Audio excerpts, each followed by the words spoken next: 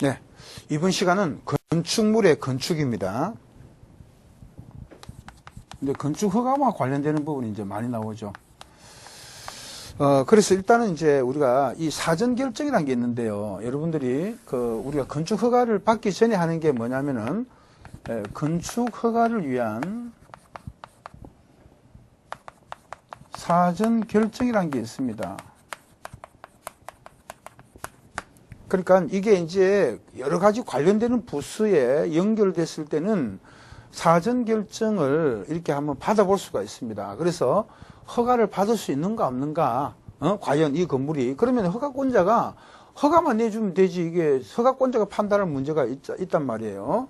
예를 들면요, 여기에 비행장이 있다는 겁니다. 비행장이. 예, 군사 목적으로 지은 비행장이 있습니다. 그런데 이 비행 안전구역이라는 걸 만들어가지고 자기들이 안전구역을 만들어가지고 고도 제한을 한단 말이에요. 고도 제한을. 그럼 이거는 이제 안전구역에 대해서는 또 관련되는 법률에 따른 이 국방부하고 관련해서 협의를 해봐야 됩니다. 허가를 바로 내주는 게 아니라. 그러면은 이런 거는 허가권자가 마음대로 결정할 문제다 아니다? 아니죠.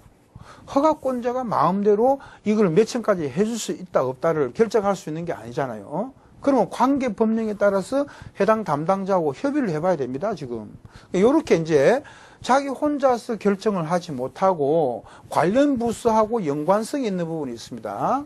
이런 부분들은 허가가 바로 나올 수가 없기 때문에 미리 허가를 받을 수 있느냐 없느냐 그거를 사전 결정을 한번 신청해 볼 수가 있는 거죠. 그래서 이거는 임의적인 사유인 거예요. 반드시 하는 것은 아니고요. 임의적이라는 거예요.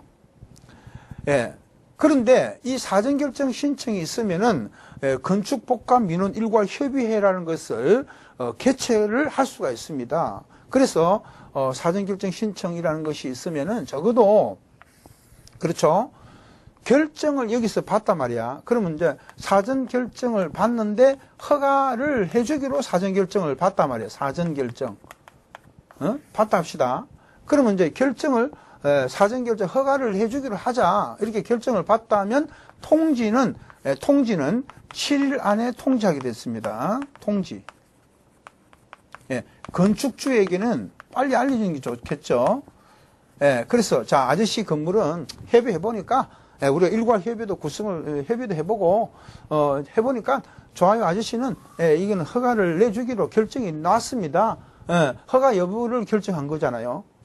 허가를 받을 수 있는 건물이라고 결정을 받다 합시다. 예를 들어서 그럼 이거는 그 결정을 한 날로부터 일주일 안에 요거 15일이었거든. 그러니까 일주일 안에 통지를 하게 됐습니다. 그러면 통지를 받았을 때 건축주가 통지를 받으면은 어떤 효과가 있을까요? 그렇죠. 이제 허가를 신청해야 된단 말이에요. 허가 신청을 할 수가 있죠. 이제 허가를 받을 수가 아니까 분명히. 그래서 허가 신청한다는 거죠. 그럼 이 허가 신청은 2년 이내에 하게 됐습니다. 자, 2년 이내 허가 신청을 못했다. 그러면은 만약에 2년 이내 허가 신청을 하지 못할 때는 사전 결정의 효력이 없어지는 거죠. 효력이 상실된다는 거죠. 이 사전 결정 효력이 뭐냐면은 건축주가 통지 받았을 때 사전 결정의 효력이 나오는 거잖아요. 그죠? 그때부터는 바로 개발행위 허가를 받은 걸로 봅니다. 개발행위 허가를 받은 걸로 보기 때문에 허가를 받은 걸로 간주되기 때문에 개발행위를 할 수가 있어요. 그 다음에 산지는 산지 전용의 허가나 신고 등을 한 걸로 간주가 되는 거죠. 농지도 농지 전용의 허가나 신고나 협의를 한 걸로 봅니다. 협의까지 간주가 되죠.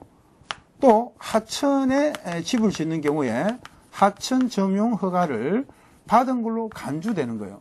이 네 가지 효과가 나오죠. 그래서 이제 사전 결정의 효력은 이 네 가지를 미리 해주는 겁니다. 원래는 허가 받았을 때 개발행위 허가를 받은 걸로 간주가 되고 산지 전용의 허가나 신고, 농지 전용의 허가 신고 협의, 하천 전용의 허가를 받은 걸로 간주가 되는데 원칙은 허가를 받았을 때 해주는 건데 미리 이걸 사전 결정 허가 받으면 미리 해주는 거예요. 이거를 미리 집을 털을 닦을 수가 있다는 거예요.